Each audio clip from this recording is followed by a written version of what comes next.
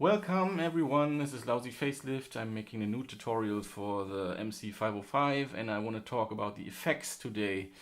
And the effects settings are a bit complicated in the MC-505 because it's easy to lose track of what part of the signal is actually sent to any of these effects.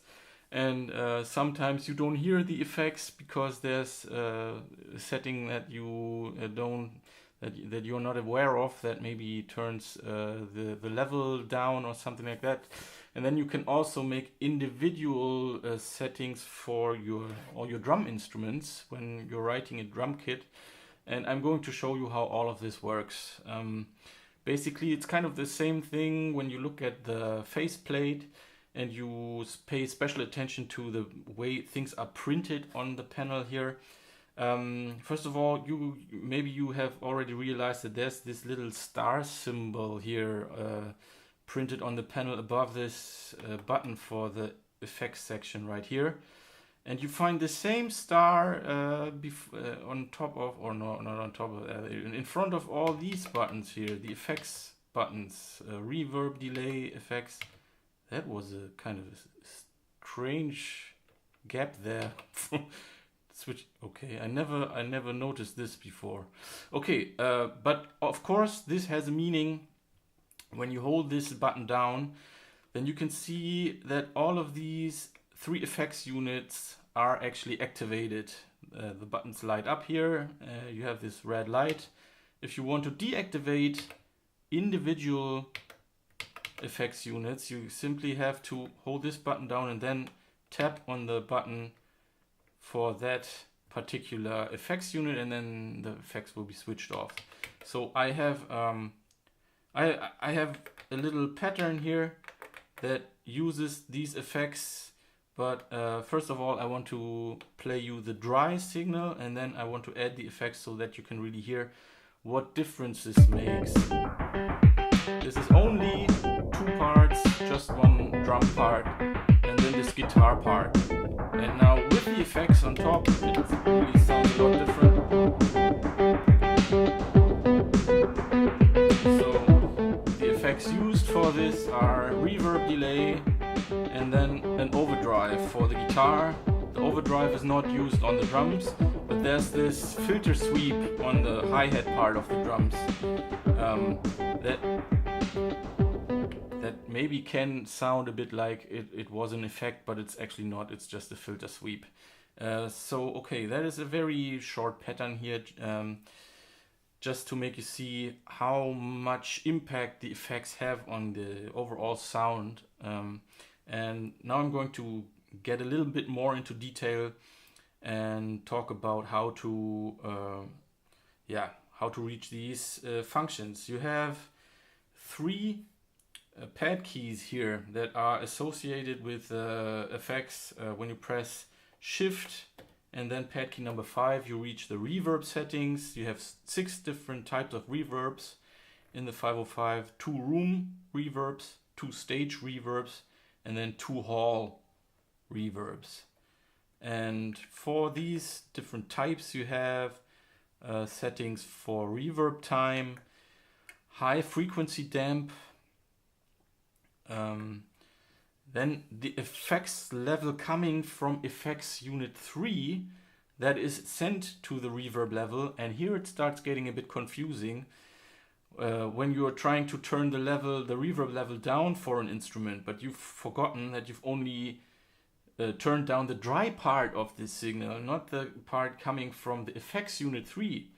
And you're still hearing the reverb and you're wondering why that is. Maybe that's because you're using a setting like this. Now, okay, the overall reverb level, and that's it for the reverb section. You have the delay section where you can choose a delay type. You can define whether this should be a long delay or a short delay. The short delay is pretty amazing actually. You can make these kind of flanger type of effects when you're using a long feedback time, and then you can make changes for the delay time, which almost affects the pitch of the sound. Then maybe I can demonstrate this some time. Here's your feedback. It sounds pretty cool. I'm going to just show you how that sounds. So if this is set, okay, we're using delay on the drums now. Set this to short. Okay, it was already on short. Now it doesn't sound in pitch. That's because we're using a delay time. It's almost right, but not exactly. So it sounds a bit better. You get this metallic sound like this using a short delay with a high feedback rate. Okay, just a little, just a little hint there for how to use the delay settings. Okay, what other pages are there in the delay section? Delay time, of course, feedback. You can switch high frequency damp off or to a special value here. I think that's hertz, 5000 hertz or 5 kilohertz. And then you can decide whether the delay should be sent to the mix output only, or to the mix output and the reverb, or only the reverb, or only the mix output. Yeah, these three assignments here. And in this case, I think I don't want the delay on the reverb. I'm going to send it straight to the mix outputs. Okay. Also, in the delay section, you have a page that lets you assign only the effect signal from effects unit 3 to the delay. And is that something I want? I think I don't want that. So I'm going to switch this to 0, and then the overall delay level on the last page. And for your main effects, or effects unit 3, you have many different types of effects available. 4-band EQ, spectrum, something has something to do with the stereo field, I think. Enhancer, this adds overtones, just like the overdrive and distortion also adds overtones in other different ways. Lo-fi, that's kind of like a bit crusher, and all these effects. I can't really cover all of this in detail in this little tutorial here. I'm going to use the overdrive again for this little demonstration, and then talk about how to make these settings so that you really know which part of the signal uses the effects and which part doesn't. Okay, so let's step over to the part mixer section now. When you look at these different parameters that can be changed here, starting with the reverb, when you have the tempo mixer page selected here, then you can see exact values of the signal that is sent to the reverb, to the delay, or to the effects section 3 here, in this case the overdrive. So in this case I can see that the rhythm part doesn't use the overdrive, it is set to dry here. I could switch this to effects, and then also the drums would be sent to the overdrive, then it sounds like this. But that does sound a bit messy, so I'm going to keep this dry. Okay, and now the guitar uses the overdrive. That's why there's the letter E underneath track 1. It would sound like this if this was a dry sound. But I really like the overdrive for this sound. By the way, the patch is that's the patch I'm using for the guitar sound. That's a Jazz Guitar 2, and all I changed here was think I switched this from a low pass filter to a peak generator, and that's why it sounds a bit different than the preset, but only slightly different. Okay, so that's the menu section here for the effects, and using the menu you can really see all pages that are meant for the effects and all kinds of settings. When you're only using the knobs here in this in this live setting for the effects, then you don't really get to see all the changes that you're making with the knobs. Sometimes, you know, you could now change the reverb time and have no visual control over what you are really doing here, just like with the delay time and other things. So sometimes it really helps to step to the menu and make changes there so that you can really see these values. As I said, you can write your own drum kit and have individual effects settings for all the instruments that you're using in your drum kit. And in order to do so, you now need to use the Shift button for these changes right here, because when you're holding down Shift, you can see that there's not only dry and effect settings written in the display, but also there's this 1, 2, number 1 or 2 comes up, or the letter R. And what this means is, when this is set to 1, that means that all the drum sounds will be sent out of the direct output pair 1, left and right. And this is set to 2, this uses the second stereo output pair, direct outs 1 and second pair, also left and right. If you wanted to use only one of these outputs for a mono signal now, then you'd have to change the pan setting to extreme left or right. So this could also be done.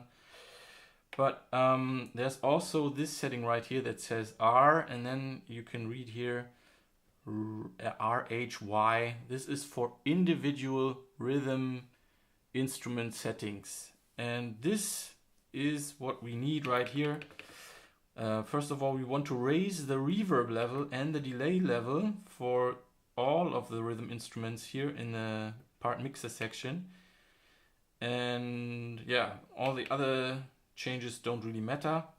By the way, I don't know if I've mentioned this before. When stepping through these parameters here that can be changed with sliders, you can go upwards when you hold down Shift. So not using Shift makes the light go down here, and if you press Shift, then you can change directions. Okay, so we have our drum sounds.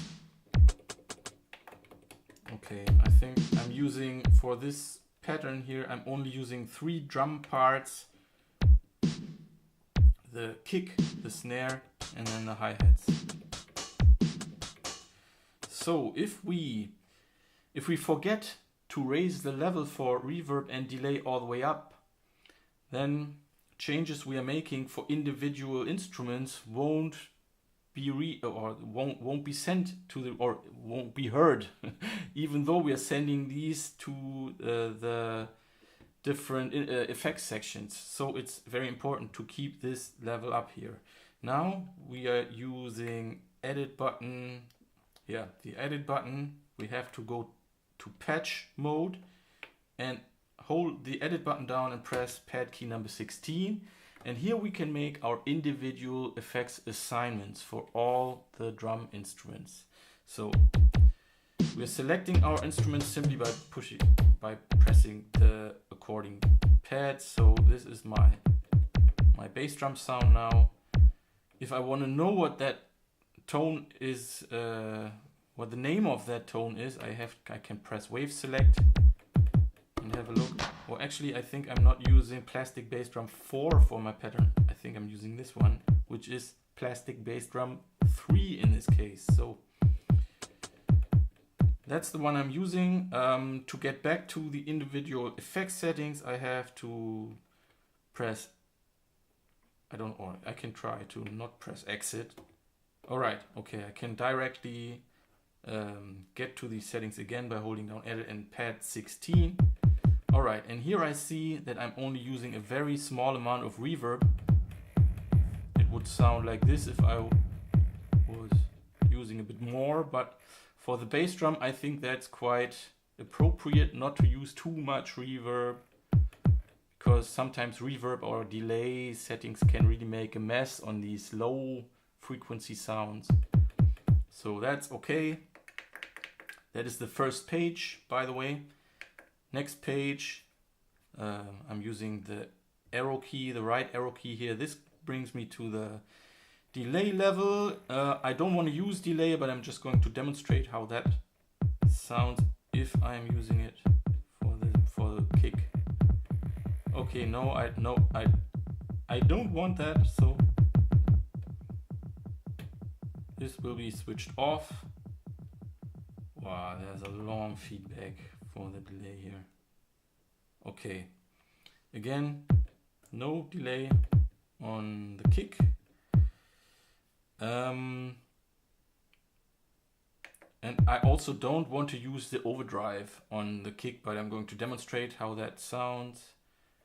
And also here I can make these assignments for the direct output pairs, by the way. So, okay, this is how the kick sounds with the overdrive, but it really thins out the sound a lot, so I'm not going to use that.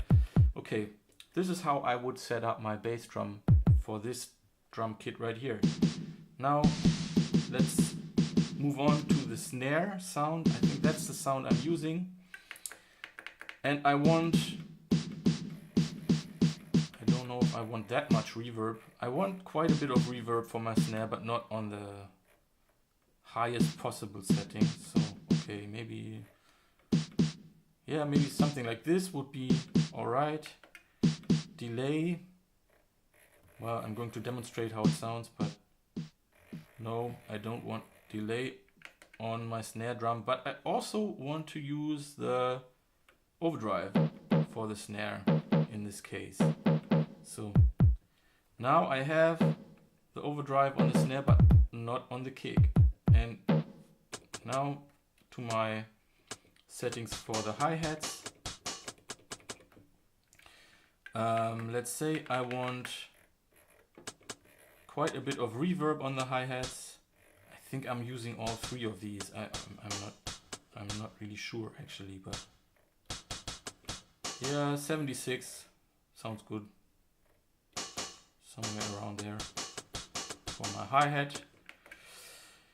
Delay, no, I'm only using the delay for the guitar, so I don't want any changes there. And I think I don't want the overdrive for the hi-hat sound, because that also can make a mess. So I'm going to also use this on a dry level. So you can make all these assignments for all of your instruments here. Again, if you're raising up the reverb level and not hearing anything, and that's maybe because you forgot to raise the overall reverb level for all the instruments in the part mixer section here. Or maybe you have turned the overall reverb level all the way down, like this. When the function button is activated, you can see that in the same white box there's reverb level printed underneath this knob. So if that's all the way down, and you're raising the level for individual instruments in the rhythm tone section, you still don't hear anything because of this setting right here. So, but now we've made our settings. I'm really going to store this drum kit now and say, yeah, that's what I want to use. U5, I think I don't have anything under U5, so yeah, I'm going to save this. And now you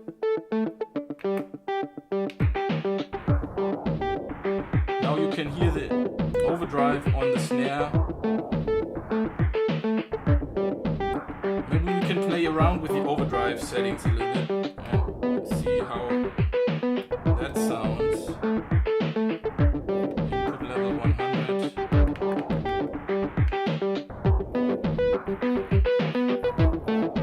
Okay, that's a bit.